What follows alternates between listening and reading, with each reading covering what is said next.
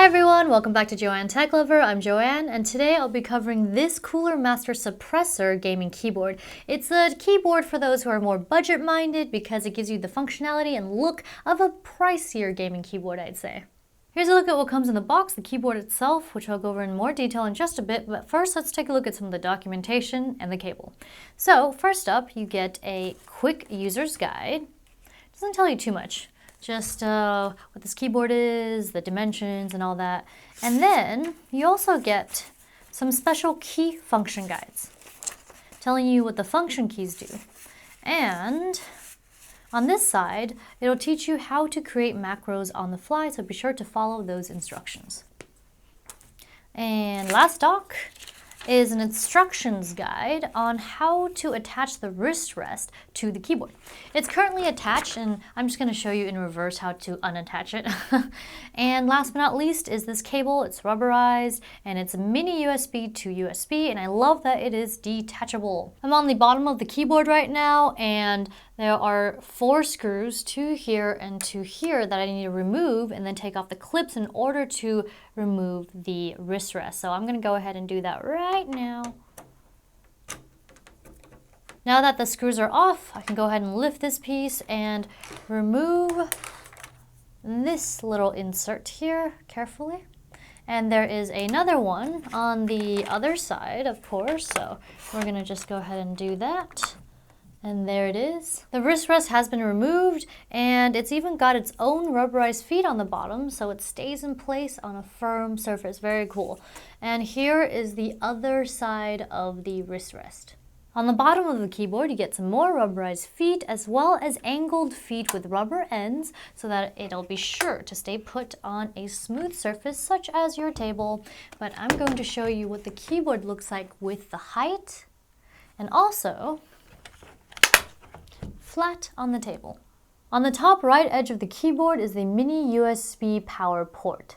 As for dimensions, this keyboard measures 489 millimeters or 19.1 inches by 189 millimeters or 7.4 inches by 34 millimeters or 1.3 inches. And it weighs in at 900 grams or 1.98 pounds. And the material is plastic, mostly matte finish all around, but you do get a strip of gloss up here at the top. This is a standard QWERTY layout with full numpad, and you get 6K RO over USB, and it's a fully programmable keyboard. You can store up to 5 profiles with 15 macros per profile, which equals 75 macros total. Now let's take a look at some of the macro keys as well as the special function keys. So M1 to M5, these are your extra macro keys that you can set commands to, and then using function, oh, not this one, this is actually Windows, which is very odd. Not sure why it doesn't say Windows or have a Windows sign. But function on the right side and 1 to 5, these are your profiles 1 to 5. And function F1 is LED on off, function F2 and 3 is LED adjust, and function F4 to F6, these are your volume control keys, and then F7, this will enable or disable your Windows lock.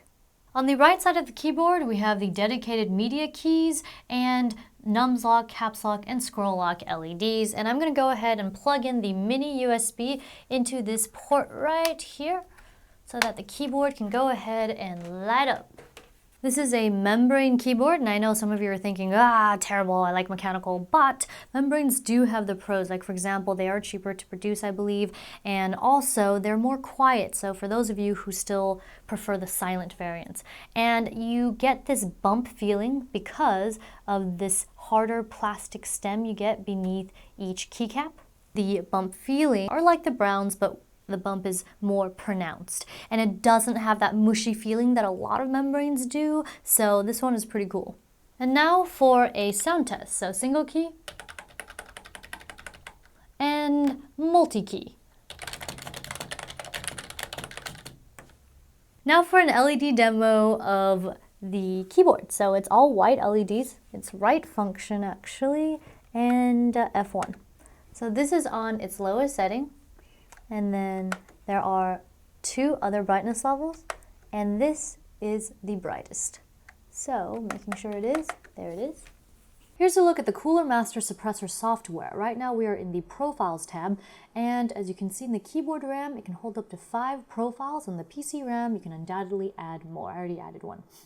And this keyboard comes with 128 kilobytes of onboard memory, as well as it's powered by a 32-bit rapid engine running at 72 megahertz. Now to change the name of a profile, simply double click, and let's call this Sup1 for Suppressor, and make sure to click apply, otherwise it will not keep the changes. Now to create a new profile under the PC RAM section, you will click new and then hit this and call it JTL Sup2, and then make sure you hit apply. Now if you click auto switch, you'll be able to link this profile to a program, and you can do that in the configurator section of this software. Now then, let's move on to Macro Studio. This is where you can create a macro. I've already created a few here, and you just click new, and then let's call this M4, enter, and then we will hit record. It is a chilly day, so hang on a second. Speed mode, you could change up the delays. You could also have 0 delays. They call it God mode, which is actually very funny. But we're just gonna keep it as is, so click OK. And then I'm gonna start typing chili, and then hit stop and save, and the macro has been saved into this section. It's very easy. There's even a list of other options you can include as well. Now let's head over to the Storm configurator, and this is where you can assign functions to different keys. So if you click the red and it doesn't stay red, that means you cannot assign that key. But if you click a key and it outline stays red, then you can go ahead and assign a function. For example, macro 1, click OK, and then let's make this macro 2, click OK, and let's do single key for this. And you have to click on the software to get it, because clicking on the keyboard for some reason doesn't work. So click OK for that, and then for the R, let's say you could do advance any of these functions, volume mute for example, and you'll notice that these are different colors. So you can go ahead and go to the color bar here and select the color that you want for the different functions, so you'll know, oh, orange is macro, blue is single key, etc. And then let's go ahead and close this out, and you'll see this counter because it is programming it. So once this is done, let's go ahead and hit the right function key and the 1 for the first profile, and your keyboard will flash to let you know it's working. Now then, let's pull up this notepad and press Q. Oh, look at that. Macros are a go. And notice in this right corner, if I hit R, it mutes it. Very, very awesome. So we're going to go back to muting it. But for some strange reason, let's say I bring out the software again, and then I go to Notepad, the QWE will just be QWE and then R, which is odd. But at least now you know how the macro works, and that's pretty much the most important thing. And then, of course, if you made your profile auto switch, you can go ahead and configure the launch a program function. And one last thing is that you can right click this area here to select an image for your profile, which is pretty awesome. Well, that concludes this look at the Cooler Master Suppressor software. Here's a look at the pros and cons. So what I like about this keyboard, well, for the price, I believe it's around 46 bucks, the programmability function is a welcome addition, especially with 5 profiles and up to 75 macros. It's pretty awesome. And it's a plus that it's fully backlit and with white backlighting too, which is more visible than other colors, I'd say, especially red. And the dedicated media keys are a nice touch, but I would have liked to see volume over play pause. And I also like the detachable cable because it's easier to clean up and store away if I take it with me on the go. As for the cons, the keys are very faint if there's no LED on, so I have to have them on or use it in a brightly lit room. I also like that they included wrist rest, but it's a bit of a pain to install as it uses screws.